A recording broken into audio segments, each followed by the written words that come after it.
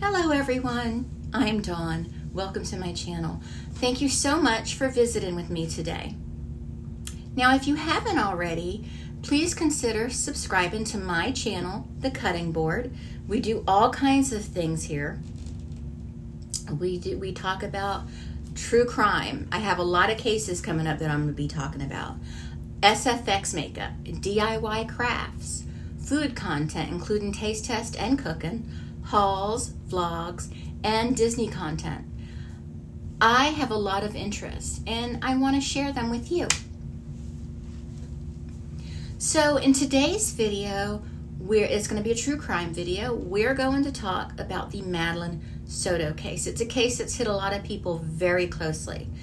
And this is probably not going to be a hugely long video, but it's just some stuff I want to touch on. For those unfamiliar with the case, I will give you just a brief rundown. So Madeline Soto is a young girl. She turned 13 years old on February 22nd, 2024. On February 25th, she had her birthday party, and on February 26th, at the end of the school day, her mother reported her missing. A few days after that, her mother's on-again, off-again boyfriend, Stephen Stearns, I hate even saying his name, was arrested for, let's say, inappropriate images of him committing crimes against Madeline. The police found on his phone that he said he factory reset. A few days later, on March 1st, Madeline's body was found in a wooded area in St. Cloud, Florida, about, per my estimation when I went there, because I drove the route he drove, it was about a 30-minute drive from where she lived with her mom in Kissimmee. A few days after that, it was announced that he had been charged with 60 counts of SA-related crimes against Madeline and was the prime suspect in her death. It took a while, but in late April, Stephen was charged with Madeline's death. Now, his trial for the unaliving of Madeline has been scheduled for September 2025, so almost a year from now. But of course, that can all change. They can make it even further away. It doesn't matter. I will be here. He does face the death penalty for that crime. But before that trial, he is also expected to go on trial for the sex crimes against Madeline, and he faces 60 counts of these crimes. And that is scheduled for February of next year, and it's not too far away from me, and I actually am considering going to both trials. So we'll see what happens with that. I'm sure the courtroom's going to be crowded.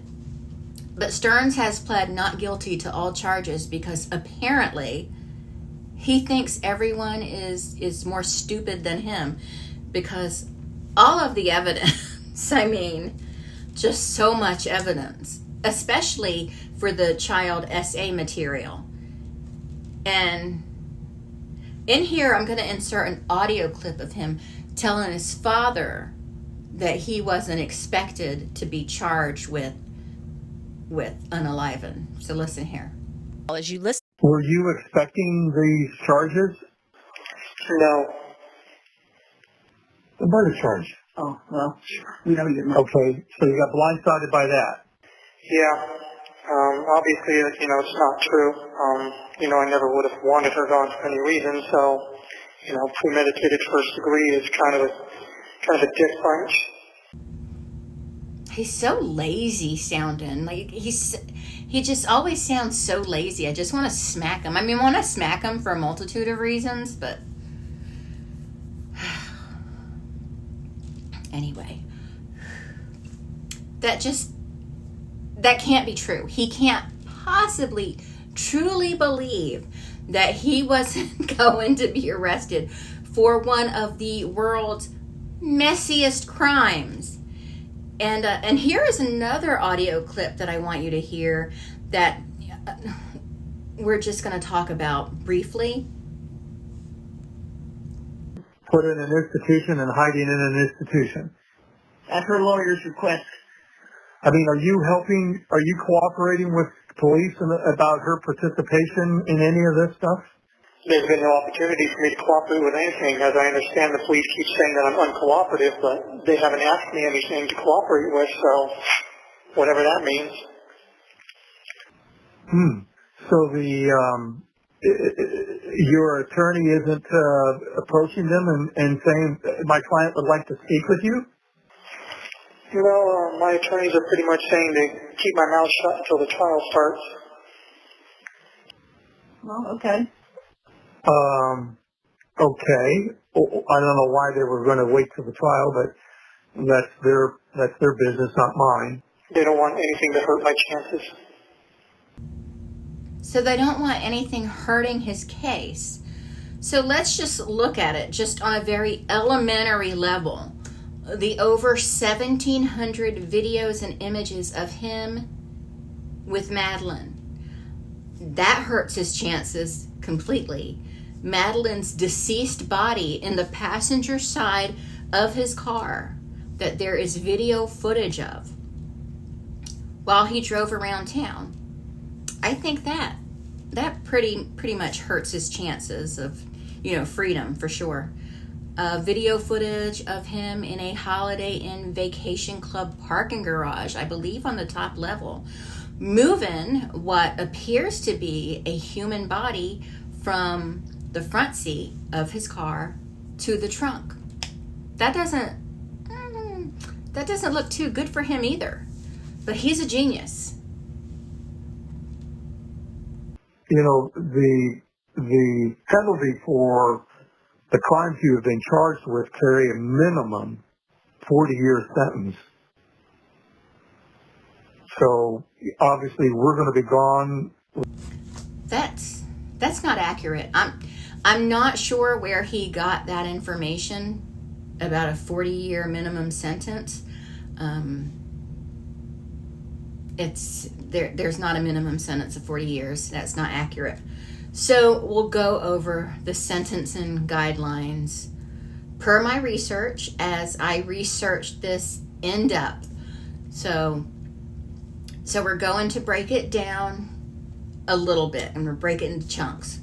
We're not even going to talk about the unalivened because we already know the state is going for the maximum punishment you can get. We know the state's going for that, and thank goodness for them. But for first degree S battery, the maximum sentence is 30 years per count. He has 8 counts against him on a child under 12. So that's 30 years each. So that's 240 years. Then he has 5 counts with a child 12 to 18. That's another 30 years per charge. So that's 5 charges. So that's 150 years for that. Then he has 7 counts for lewd and lascivious. So he gets 15 years for each of those. So that's 105 years. And he has 40 counts of possession of child essay material, 10 or more images per count. And he had over 1,700 photos and videos on his devices. He'll get 30 years per count for that. So that's 1,200 years. And these are maximum sentences. It's not unusual in Florida to see even a first-time offender of these types of crimes get the maximum. But, because of the charges and the sentences that he can get for each count, he's going to get life. He's going to get life. I cannot see him getting less than life in prison for not only possessing the images, but participating in the SA in the images. So he's not only guilty of possessing the images, he's also guilty of doing terrible, terrible things to this little girl. And I know I've said this before, but I've read all the documents in depth. He did everything to that little girl. He did things adult women aren't willing to do. So he's not getting out in 40 years. Let's throw that out the window. That's just not happening. And the child essay material, he provided that proof himself. He provided it himself. He thought he really did something when he factory reset his stupid phone. He is going to be punished for those crimes, not adequately. Adequately would be releasing him to the dogs. But anyway, he's never getting out. Now, there is a chance, there is a very, very, very, very, very slim chance he could get away with her unaliving of Madeline. He can get away with that. Because, I mean, there still is a very small chance, a very minuscule chance that someone like, I don't know, Jen Soto, Madeline's irresponsible mother, did it. But the police are, they're professionals. They know what they're doing. They know how to investigate a crime, better than I do. I do not pretend like I'm an expert. And they charged him with that. So, and I'm sure that they have evidence we haven't seen. I'm sure they have things we haven't even seen yet. They have no plans of charging Jen at this point with anything. And I know that everyone wants her arrested. I know that. I do too. I think that she participated in some manner. But I'm sorry to break it to you, but she's probably not ever going to get arrested. She's just not.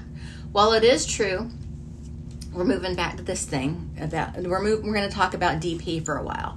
It is true that Governor DeSantis signed into legislation in October 2023 that anyone found guilty of a S offense, a capital S offense against a child under the age of 12 can be sentenced to death.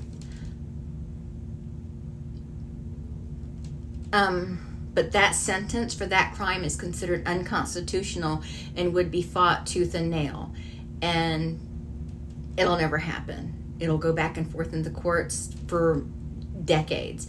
And because the offenses against Madeline before she was 12 years old happened before that legislation was signed, it wouldn't come up anyway. It would be a non-issue, more than likely. And I'm drawing a blank.